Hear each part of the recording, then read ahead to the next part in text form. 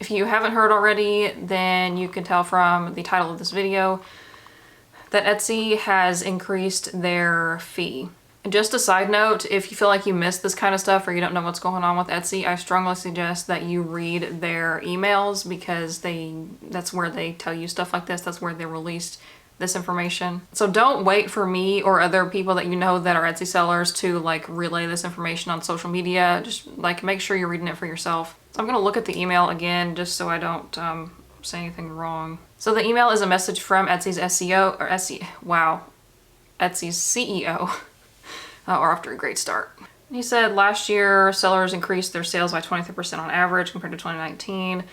More than 90 million active buyers, which is great. Together we've made Etsy the global marketplace for unique and creative goods. I would agree with that, probably. We plan to make significant investments in marketing, seller tools, and creating a world-class customer experience so we can continue this tremendous growth. To support this goal, on April 11th, we will increase our current 5% transaction fee to 6.5%. I read this, I was like, let me hear them out. Let me see what their plans are going to be for this increased millions of dollars of revenue. This change will allow us to make improvements in 3 key areas. Number 1, bringing more buyers to Etsy. They're going to be spending more money on TV commercials, influencers, tastemakers, billboards, podcast advertising, email marketing that bring new buyers to Etsy. Yeah, I wonder why Etsy doesn't sponsor like channels like mine, you know what I mean? Big name Etsy sellers that have YouTube channels like XXL Scrunchy or Angelina Jasmina. You know, that would be a good start. Number 2, the support you need. We'll grow our support team by more than 20% this year so you can get help more quickly and easily, including faster email responses, expanded access to live chat, and prioritization of your most urgent requests. So, getting sidetracked, I know I wanted to read this through first, but I've seen some of the like top shops have direct access to chat with an Etsy rep. So there's that. I don't have that myself. And number 3, keeping Etsy unique. We'll build on last year's roughly $40 million investment in the teams and technology that help make our marketplace a safe and secure destination for handmade, vintage, and special items. This year, we'll expand our efforts to remove listings that don't meet our policies and help you resolve issues with buyers. So just before I go any farther, I know some people can kind of think that like myself and other people who teach you about Etsy think that Etsy is perfect and infallible and will never leave, and that is absolutely not true. My goal with this channel is, like I say in most of my videos in the intro, is to help you grow your Etsy shop into a small business or like a full-time income. And that is usually not achieved by staying on Etsy forever. I do think Etsy is a great place to start, especially if you don't have any skills or background knowledge in like web design or marketing, because they do all of that for you. It is in my best interest and other people who teach about Etsy to stay on there themselves, because we want to help you to grow yours and then eventually branch off or leave entirely. And we need to keep up on the newest things and like how it works and how things are changing so that we can communicate that to you and help you through that as well. So just like right off the bat, well, I know we've been into this video for a few minutes, but right off the bat, I am not planning on completely leaving Etsy. However, this is more motivation for me to branch off onto a different site. So I had a Shopify for my business for a little while in 2020. And I shut it down because actually for me at that time, in the very beginning stages of my business, it was cheaper for me to be, I know people don't want to hear this, it was cheaper for me at my sales volume at that time to be on Etsy, because the fees that I was paying to Etsy, their listing fee, the transaction fee, and the like the payment fee and all that stuff was cheaper than the Shopify subscription. But now with that fee increase, it's gonna be pretty even, if not cheaper, to be on Shopify. The problem and the hesitancy that I had, and what made me think that was a good decision to leave Shopify at the time, was that with Shopify, you have to pay, this is not a video about Etsy versus Shopify, but I'm just kind of like laying it out there, my thought process of why I decided to leave. Or why I decided to stay on Etsy, I should say, was that with Shopify, it's the base level is $29 per month, and you have to pay that no matter if you make a sale or not. So if you have a slow month, then that's going to eat up more of your profit. But if you're on Etsy, the only thing you pay out of pocket up front is the listing fee, and you only pay the transaction fee when you make a sale. So say you have a really, really slow month and you're not making many sales, but you're also not paying that much in fees because there's no flat rate per month, no matter if you sell anything or not. So if you're kind of in the same situation and you're thinking about I cannot say this right. If you're thinking about branching out, then that is something to take in mind if you are willing to pay that subscription fee, no matter if you make sales or not, especially if you're just starting out. For my business right now, as it stands, I was actually planning on opening my Shopify before the fourth quarter this year, so sometime in like the late summer. So this fee increase kind of sort of was a good thing, because now I'm going to be even more focused and determined to make that happen sooner than later. And customers are kind of aware of this too, like if they support other handmade businesses. Everybody's talking about it, well, not everybody, but most people are talking about it on social media, and buyers are going to be less motivated to buy from Etsy because it's already a common conception, I'm not going to say a misconception, but a conception that Etsy has really high fees for their sellers.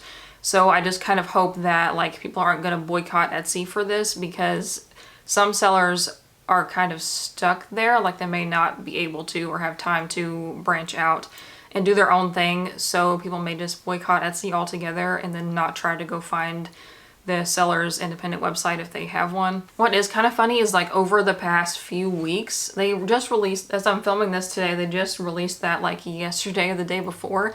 And then like for the past couple weeks, I've seen quite a few people talk about how they are getting ready to actually leave Etsy. And I'm like, did you guys know something that I didn't know? Like, do you have some kind of insider knowledge of like this was gonna happen? Because I wanna be in on that loop.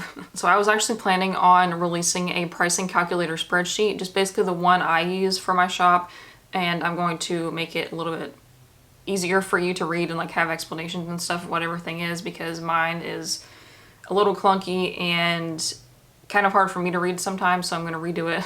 Yeah, I was gonna release that next week, but then the fees are gonna change in April, so I'm gonna work on getting that ready for you guys as soon as I can. I'm gonna go ahead and release it with the new fee structure, just so I don't have to go back and change it. I'll post another video when it's ready and just kind of walk you through explaining how to use it.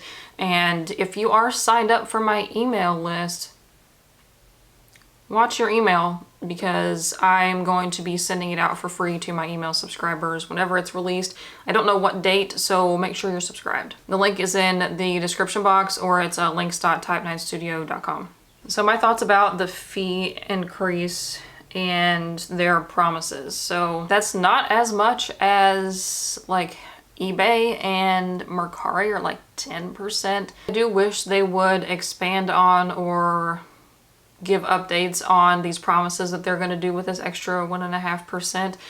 The main thing that I thought would be interesting is that they said they're going to get rid of items that don't meet their requirements. So it is one of the worst, I don't know if it's not a good thing about selling on Etsy, is the competition has like manufactured things, or like things that don't meet the requirements of like handmade or craft supply or vintage. You know, it's like the same stuff that you could go on AliExpress and get yourself, you know. So if they start cracking down on that, that's going to drive the market, the prices up a little bit theoretically, because those things likely have a lower price point, and people who actually hand make those things can't compete with the mass-produced prices. And buyers are noticing that as well, that there's a lot of mass-produced stuff on Etsy, and Etsy is supposed to be a place for handmade stuff. And copyrighted material as well. There is so much Disney stuff. Removing copyrighted stuff is, I think going to be better for the community as a whole, even though people who sell copyrighted stuff are not going to be happy about it. Because you're not supposed to be allowed to sell that stuff on Etsy, but there's just so much of it. I don't think they've been able to properly crack down on it. And some shops that sell it are doing pretty well, so they're making a lot of money, so they're kind of like, nope, I don't see any problem here. Nope, there's nothing going on. I know a lot of people who have had their payment account put on hold as well for potentially false copyright claims. So if they are better able to respond to that, that's a good thing. Someone I know actually had their funds held for 45 days because of a false copyright claim. And that person had a pretty big social media following. So I think that's part of the reason why they got so much attention and they were able to release it. But like people who don't have much of a following or any pull on social media, that I don't know how they get that resolved. And then I don't want to seem like I'm defending Etsy on this, but like I tell you guys all the time, to raise your prices, Etsy is allowed to do so. They're a business as well. But I think the problem is that it doesn't feel justified because they've made record profits the last few years and I haven't seen much change. Something else they actually did fix, I was very surprised to see when I came back from my hiatus over the holidays. They did the payment account section better, so it shows you like more detailed line by line of where everything is going, where all your fees are going. Because before, like, it didn't really show you where the sales tax went, and stuff like that was really hard to figure out. So it looks a lot better now. It tells you exactly where everything is going. Although I am angry because Etsy syncs with QuickBooks, and when they did all that stuff with the payment account, it's not transferring to QuickBooks right. So it's showing that I have made like $0 because it's not counting things as income. So I am now going to have to manually enter everything into QuickBooks because they haven't fixed it. So not really manually enter it, but just go back and like recategorize everything because it's not going to the right place. Like this kind of feels like, oh my gosh, like I don't understand why corporations do this. Amazon did this recently too. They just increased the Prime subscription despite having record profits also the past few years. Like, why do you need to rate? So my thoughts to you is to make sure you're always aware of stuff like this and be flexible. So don't let this kill your business. Like, please don't throw in the towel because of this fee increase. Like, I know a lot of people are thinking about it, but you have to make your business be able to adapt and change to stuff like this because anywhere you go, the world is always changing. All the rules are always changing. Like shipping fees are going to change. Tax laws are going to change.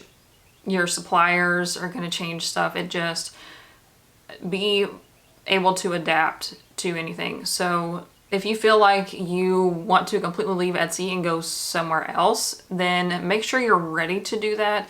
So if you're making some significant income on Etsy, don't, be careful before you just jump ship, because once you leave Etsy, it's like, that's how it is for me because they do a lot of the marketing.